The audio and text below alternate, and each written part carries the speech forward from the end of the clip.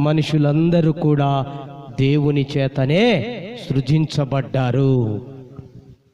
నరుణ్ణి ఆయన ఒక్కడే నిర్మించినవాడు కనుక ఆ నరుడు ఏం చేయాలి? దేవుణ్ణి స్తుతించాలి.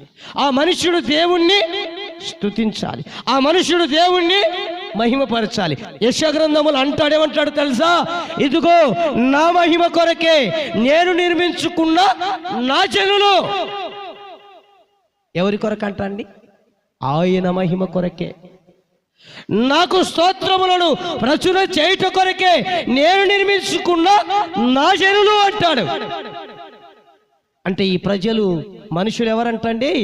దేవుని ప్రజలు. ఈ దేవుని ప్రజలు ఏం చేయాలండి? దేవుని స్తుతించాలి, దేవుణ్ణి మహిమపరచాలి, దేవుణ్ణి ఆరాధించాలి, దేవుణ్ణి వెంబడించాలి, దేవుణ్ణి నమ్మిక ఉంచాలి.